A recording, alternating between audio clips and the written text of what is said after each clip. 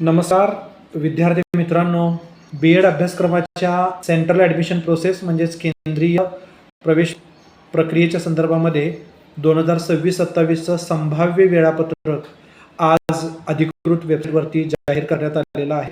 आणि या वेबसाईटनुसार या बी.एडचं जे बहुप्रतीक्षित ॲडमिशनची जी काही प्रक्रिया लांबलेली होती त्याचं आज टाईम टेबल प्रसिद्ध झालेलं आहे. माझ्यासमोर टाईम टेबल आहे आणि या टाईम टेबलनुसार आपण प्रत्येक गोष्ट समजावून घेऊया, जेणेकरून तुम्हाला नोटिफिकेशन आलेलं असेल किंवा तुम्ही अधिकृत वेबसाईटवरती ते बघितलेलं असेल तर तुम्हाला काही गोष्टी क्लिअर होतील. तर त्यामध्ये आहे बघा, महाराष्ट्र राज्यातील किंवा इतर महाराष्ट्र राज्यामधील जे काही विद्यार्थी आहेत त्यांना आपलं रजिस्ट्रेशन अद्यापही केलेलं नसेल किंवा त्यांच्या कागदपत्रांमध्ये काही त्रुटी असतील तर त्या त्रुटींची दुरुस्ती जर केलेली नसेल तर त्यांनी पुन्हा एकदा 30 तारीख आज आणि उद्या 31 जुलैपर्यंत ह्या सगळ्या रजिस्ट्रेशन ज्यांचं बाकी आहे ते रजिस्ट्रेशन करू शकतात. आणि पुन्हा ज्या विद्यार्थ्यांच्या काही कागदपत्रांच्या त्रुटी आहेत त्यासुद्धा त्या ग्रीव्हन्स या ऑप्शनमधून दूर करू शकतात. त्यानंतर ज्या विद्यार्थ्यांनी अद्याप म्हणजे 31 तारखेपर्यंत जे विद्यार्थी रजिस्ट्रेशन करतील किंवा कागदपत्रे अपलोड करतील त्यांची जी छाननी आहे, ज्याला आपण ई व्हेरिफिकेशन म्हणतो, ते ई व्हेरिफिकेशन जे आहे ते 31 जुलै 1 ऑगस्ट आणि 2 ऑगस्टपर्यंतचे चालणार आहे. म्हणजे ज्या विद्यार्थ्यांना काही त्रुटी असतील तर त्यांचे ईमेलद्वारे SMS द्वारे कळवलं जात आहे. त्याचबरोबर ज्या विद्यार्थ्यांचं ई व्हेरिफिकेशन सक्सेसफुली व्हेरीफाईड झालेलं आहे त्यांनासुद्धा मेसेजेस किंवा लॉग इन केल्यानंतर दिसतं. तर 2 ऑगस्टपर्यंत या कागदपत्रांची छाननी होणार आहे. त्यानंतर संपूर्ण महाराष्ट्र राज्यातील जेवढ्या विद्यार्थ्यांनी रजिस्ट्रेशन केलेलं आहे त्या सगळ्या विद्यार्थ्यांची अल्फाबेटिक मेरिट लिस्ट ज्याला आपण म्हणतो ती मेरिट लिस्ट संपूर्ण महाराष्ट्र राज्याची प्रसिद्ध होणार आहे. तर सर्व विद्यार्थ्यांनी आपलं नाव त्या महाराष्ट्र राज्याच्या यादीमध्ये आहे का ते बघायला पाहिजे.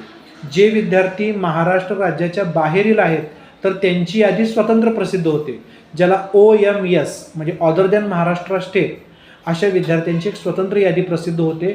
तर त्या विद्यार्थ्यांनी त्या यादीमध्ये आपलं नाव आहे का ते पाहावं.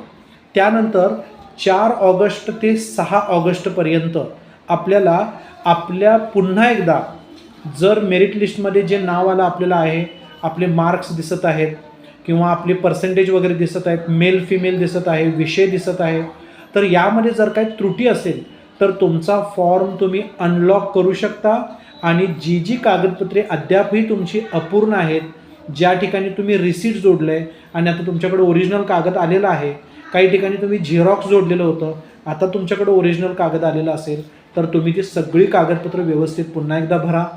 ज्या विद्यार्थ्यांच्या बाबतीत लग्नाआधीचे नाव, लग्नानंतरचे नाव असा घोळ होता त्या सगळ्यांनी त्या जागी आपलं गॅझेट म्हणजे नेम चेंज सर्टिफिकेट जोडणं आवश्यक आहे.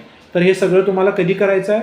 4 ऑगस्ट ते 6 ऑगस्टपर्यंत तुम्हाला तुमच्या सगळ्या फॉर्ममधल्या दुरुस्त्या करता येणार आहेत.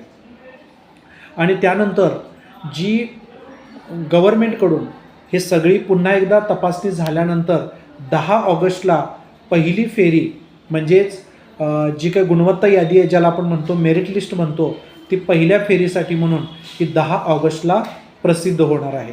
आणि त्यानंतर एकदा ही महाराष्ट्र राज्याची अल्फाबेटिक मेरिट लिस्ट प्रसिद्ध झाल्यानंतर पुढचं टाईम टेबल येईल. त्या टाईम टेबलमध्ये विस्तृतपणे आपल्याला लक्षात येईल की आता आपल्याला कॉलेज चॉईस करायचं आहे.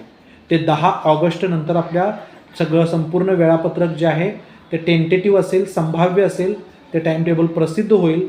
म्हणजे 10 ऑगस्टपर्यंत आपल्याला आपली कागदपत्राची छाननी, आपलं मेरिट लिस्टमध्ये नाव आलं आहे का महाराष्ट्र राज्याच्या, त्यामध्ये काही दुरुस्त्या करायच्या आहेत का, या सगळ्या बाबी पूर्ण करून आपण 10 ऑगस्ट नंतर कॉलेज प्रेफरन्स फॉर्मसाठी तयार राहायचं आहे.